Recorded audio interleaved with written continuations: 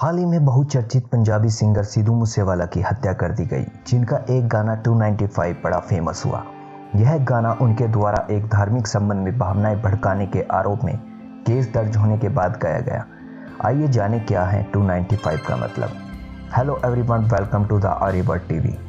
295 भारतीय दंड संहिता 1860 यानी इंडियन पेनल कोड 1816 की एक धारा है, जिसके अनुसार विमर्शित और विद्वेषपूर्ण कार्य जो किसी वर्ग के धर्म या धार्मिक विश्वासों का अपमान करके उसकी धार्मिक भावनाओं को आहत करने के आशय से किए गए हों। जो कोई भारत के नागरिकों के किसी वर्ग की धार्मिक भावनाओं को आहत करने के विमर्शित और विद्वेषपूर्ण आशय से उस वर्ग के धर्म या धार्मिक विश्वासों का अपमान उच्चारित या लिखित शब्दों द्वारा या संकेतों द्वारा या दृश्य रूपणों द्वारा या अन्यथा करेगा या करने का प्रयत्न करेगा, वह दोनों में से किसी भांति के कारावास से जिसकी अवधि 3 वर्ष तक हो सकेगी या जुर्माने से या दोनों से दंडित किया जा सकेगा। यानी इस धारा के अंतर्गत अपराध तय करने के लिए आरोपी को भारत के किसी वर्ग के व्यक्तियों के धर्म या धार्मिक भावनाओं का अपमान या फिर ऐसा करने का प्रयत्न किया गया हो। यह अपमान जानबूझकर उच्चारित या लिखित शब्दों द्वारा या संकेतों द्वारा या विजुअल्स द्वारा या अन्य किसी कारण से किया गया हो।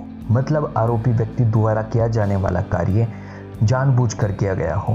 अब सवाल उठता है कि अगर ऐसा करना क्राइम है तो संविधान में दिए गए अधिकारों का क्या। संविधान के अनुच्छेद 19A में भाषण और अभिव्यक्ति की स्वतंत्रता दी गई है, जिसके आधार पर 295A की संवैधानिकता पर सुप्रीम कोर्ट में 1957 के एक case Ramji Lal Modi versus Uttar Pradesh government में प्रश्न चिन्ह लग चुका है, जिसमें याचिकाकर्ता सुप्रीम कोर्ट पहुंचा। उसकी दलील थी कि यह धारा संविधान के सेक्शन 19A के अंडर दिए गए मूलाधिकार फ्रीडम ऑफ स्पीच के खिलाफ है।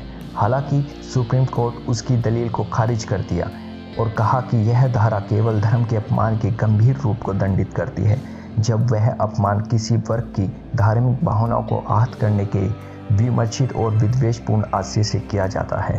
संविधान में भी अनुच्छेद 19(2) के द्वारा अभिव्यक्ति की स्वतंत्रता का दायरा तय किया गया है। इसके आधार पर राज्य सरकारें अभिव्यक्ति की स्वतंत्रता पर निम्न स्थितियों में उचित प्रबंध लगाने का अधिकार रखती हैं, जैसे देश की प्रभुता एवं अखंडता के लिए, लोक व्यवस्था बनाए रखने के लिए, सदाचार के हित में, मानहानि और विदेशी राज्यों के साथ मैत्रीपूर्ण संबंध के केस में, न्यायालय की अवमानना के केस में। अब सवाल उठता है कि यह कैसे तय किया जाएगा कि आरोपी ने ये सब जानबूझकर किया है या नहीं। इसके लिए बाबा खलील अहमद बनाम उत्तर प्रदेश राज्य 1960 के केस को देखा जा सकता है, जिसमें इलाहाबाद हाई कोर्ट ने यह तय किया कि प्रोसिक्यूशन के लिए यह साबित करना जरूरी नहीं है कि आरोपी की किसी खास वर्ग से कोई दुश्मनी थी, बल्कि यदि यह किया गया कार्य जानबूझकर किया गया है और बिना किसी कानूनी समर्थन औचित्य के किया गया है तो विद्वेष का अनुमान लगाया जा सकता है। मतलब यह सब आरोपी की भावनाओं पर निर्भर करता है कि उसका कार्य का आधार सामाजिक चेतना लाना था या द्वेष और घृणा को फैलाना था।